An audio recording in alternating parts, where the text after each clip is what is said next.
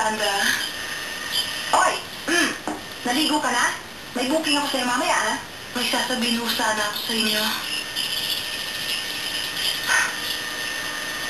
Sige, diretsuhin mo na ako. Babalik ka, no? Magkano?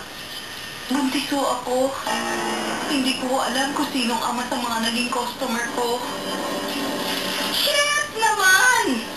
Ano ba yan? Katatapos ko lang dun sa isa? Ikaw, dadagdagan mo pa? Di ko naman maintindihan. Ano ka ba? Bakit di ka nagtipil? Di ba sinabi ko mag-iingat ka? Mama Sandra, anong gagawin ko? Siguro yung dati mong ginagawa. Masakit! Masakit! Ano to?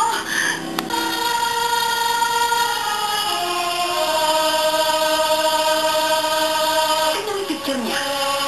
Cleavage, oh. Papasok kaya sa langit yan? Baka nasa ikapitong gloria na siya. Sa tingin mo ba? Naliligo rin yan sa kabilang buhay? Hindi pa rin siguro. Tumigil nga kayo. Lantian kayo ng lantian. Mami, pagasalin niyo si Glory. Umiinit ang ulo ko, naaabrido ko. Ni isang kapamilya walang nagpunta rito para kunin man lang ang bangkay ni Glory. Ni silipin, hindi. Kung tumanggap ng pera, ang gagaling. Pero nung matsubi si Glory, ano na si Glory? Paakit si Joey kanina pa. Eh, baka naman mukhang ewan to, no? Joey? Eto na kami. Joey? Si Daisy. Hello. I'm pleased to meet you, Daisy. Sandali ka na. Walang sabihin lang ako kay Mama Sandra. Sure. Sandali lang. Kaya mo na. Ano ka pa? Hindi mo pato na tomboy. Para sa lalaki lako, no? Tumigil ka dyan. Alam ba, anak ng general yan? Malaking kikitain natin. Hindi yan basta-basta tao, uy. Pumayag ka na. Ay nako, huwag siya naasang may mangyayari sa amin, no? Yak!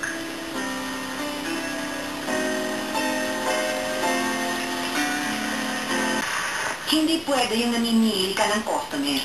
Kung sino ang ibubuk ko sa'yo, yun ang susundin mo.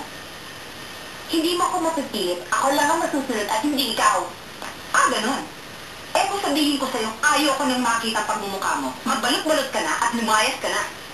Okay, fine. It's your loss, not mine. Hoy, huwag mo akong pagmalakihan. Tatanda ka rin. Malalaos din ang pekpek mo. Maraming papalit sa'yo na mas maganda sa liwa at bata. Hoy ha! Tuta ka, nakita ko yan!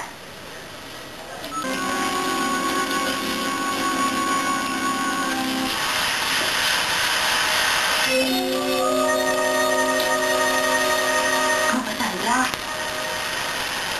Si Daisy, oh. Kasama si Joy. Ah, talaga ang Joy niya?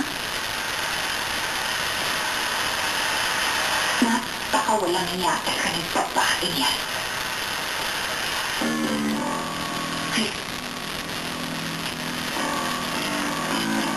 Hoy, mga walang utang na loob. Alam nyo, bagay kayong magsama-sama kasi iisa kulay ng mga balat ninyo.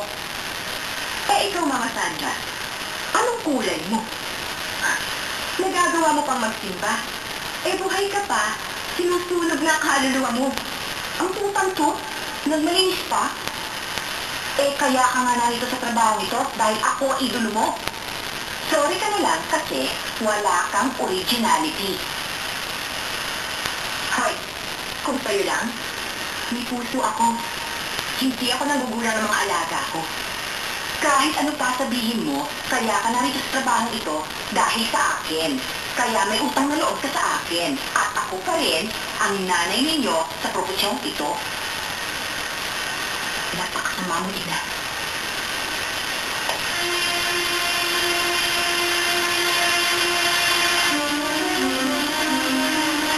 Hoy! Halika na rito! Akala mo na halika! Ako pa, ha? Ayaw ko! Ay! Tulungan niyo nga ako! Ay!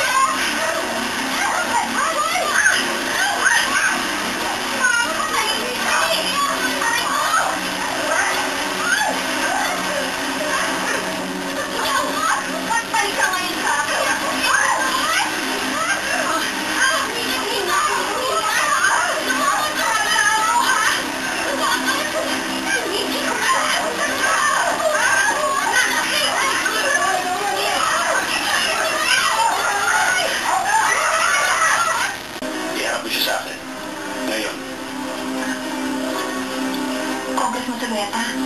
Wala na sa akin si Daisy.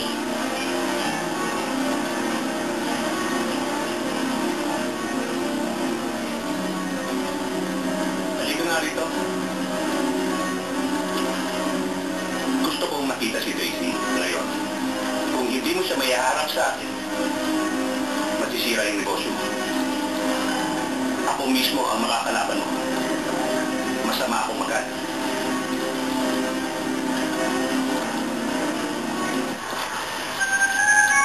Uy! Ang ganda-ganda naman ang alaga ko. Ay naku, Mama Sandra, pwede ba? Huwag ka masapagplastikan. Ikaw naman. Nagsasabi naman ako ng totoo eh. Nangis talaga kita. Gusting, Mama Sandra, may papagawa ba si Gusting? Lagyan mo siya ng utak. Sige na, tumalik ka na lang sa akin. Ibibigay ko sa'yo lahat. Sige na, andyan na si Congressman Salveta. Ayun, lumabas na totoong motibo mo. Pwede ba? Ayoko makipag-usap sa'yo. Huwag ka namang ganyan. Kalimutan na natin yung nakaraan. Tsaka mabait naman ako eh, di ba? Maldita ka lang talaga. Pwede ba tigilan mo na ako? Huwag mo na akong kulitin. Kahit paglupas tayo ka pa sa harapan ko, hindi na ako babalik sa'yo. Lumayas ka! Sobra ka na. Magtitigil lang ako. Di mo pagpigilin. Alam mo, hindi ako natatakot sa'yo. Kung gusto mo, ipupunta ka pa yung baho mo.